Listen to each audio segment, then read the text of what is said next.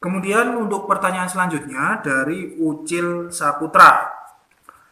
Kalau cara mengembalikan khodam yang pergi gimana Kang? Ya untuk Ucil Saputra, khodam ini khodam apa dulu? Karena khodam itu sangat banyak jenisnya ya. Ada khodam penghuni pusaka, ada khodam amalan, terus ada jenis khodam ya, jenis khodam dari makhluk jin, dari malaikat. Nah ini khodamnya apa dulu? Soalnya banyak ya. Kalau khodamnya mungkin yang dimaksud dari Ucil ini khodam jin yang menghuni pusaka atau khodam jin apa? Cara mengembalikannya kalau di pusaka ya pusakanya dirawat dengan baik.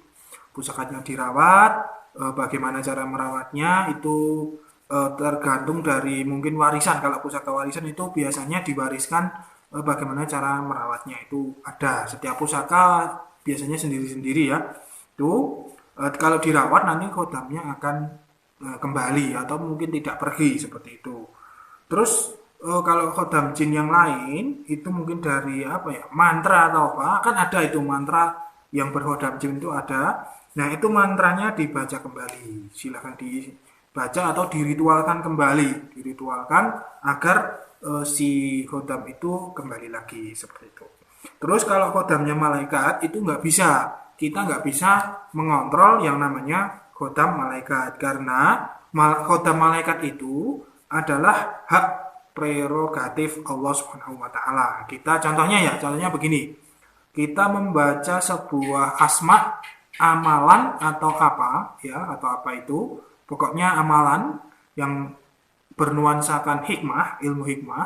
Contohnya surat Yusuf tadi ya, surat Yusuf ayat 4 tadi. Nah, itu kan berkhotamnya malaikat. Jadi kita nggak bisa menyuruh malaikat itu untuk ini itu. Ya begitu kita membaca itu, kalau Allah memperkenankan, ya Allah akan menyuruh malaikat untuk membantu kita. Tapi kalau Allah itu tidak memperkenankan amalan kita, ya nggak disuruh malaikatnya. Jadi kita harus mengulang lagi seperti itu sampai benar-benar berhasil. Jadi kita itu istilahnya tidak mengontrol malaikat, tapi kita itu membaca kuncinya, ya, membaca kuncinya biar terbuka. Kalau sudah terbuka, nanti tergantung dari Allah Subhanahu Wa Taala sendiri mau memperkenankan atau tidak. Kalau mau memperkenankan, ya Allah tentunya menyuruh malaikatnya. Allah tidak turun sendiri, jadi selalu menyuruh malaikatnya, menyuruh khodamnya, menyuruh pembantu dari Allah itu sendiri. Jadi istilahnya khodam malaikat itu bukan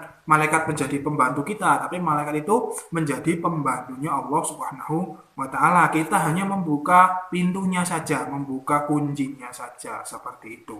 Kurang lebih ya. Jadi nggak bisa kita suruh-suruh. Mau pergi, mau datang, ya terserah Allah sendiri. Begitu. Kemudian pertanyaan selanjutnya dari Roland Papala. Ya, ini tentang mantra layon. Bang, kalau bisa bahas secara mendalam dan lengkap.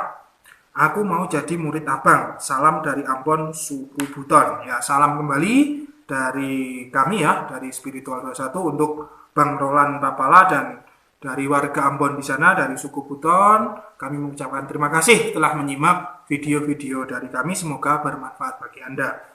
Nah, kami sudah membahas tentang mantra layon itu ya. Mungkin juga itu sudah mendalam menurut kami secara ringkas. Nah, Mas Roland itu bisa mengamalkannya.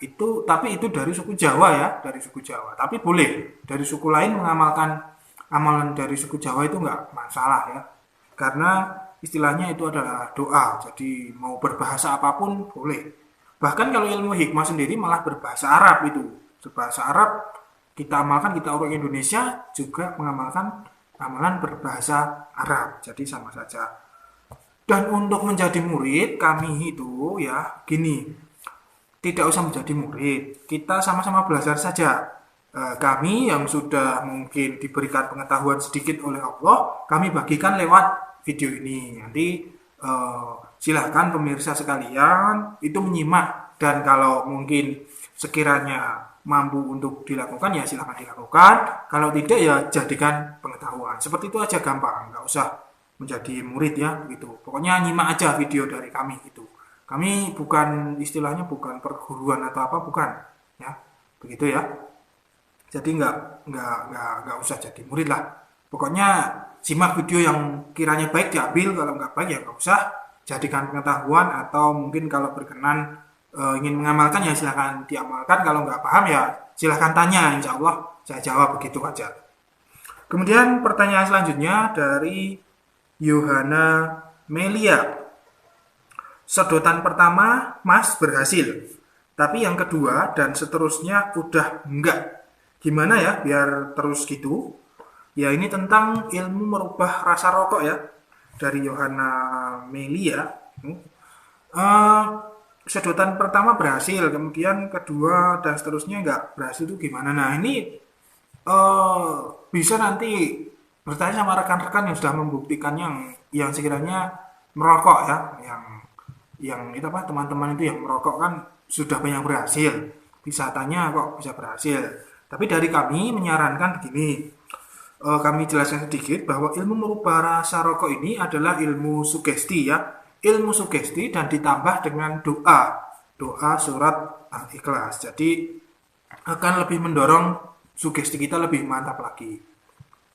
Nah agar berhasil silahkan dilatih kembali ya, dicoba kembali. Toh itu kan hanya gampang, nggak usah puasa, cuma baca itu aja kan, cuma baca sedikit kemudian disedot kemudian ditiup gitu toh. Nah itu dicoba-coba aja, ketika rokok dicoba-coba terus saja, terus coba, nanti lama-lama kalau sugestinya bagus nanti juga berhasil seperti itu. Bahkan kalau sudah memang bagus, sugestinya sangat bagus, itu nggak usah pakai mantra pun bisa, cukup dipegang bersugesti itu bisa berubah. Atau dari jarak jauh juga bisa, mungkin rokoknya di sana, kita cuma lihat dari sini, kita sugestikan, kalau sugesti kita sudah mantap bagus, itu insya Allah berhasil juga, seperti itu. Jadi istilahnya mantra Al-Ikhlas dan itu ya, mantra berbahasa Indonesia itu hanya pendorong ya, pendorong untuk kita agar lebih baik lagi dalam mensugestinya, begitu. Jadi itu nggak ada unsur jin ya, jin nggak ada. Unsurnya adalah sugesti, begitu. Kurang lebih ya bagi Yohana Melia.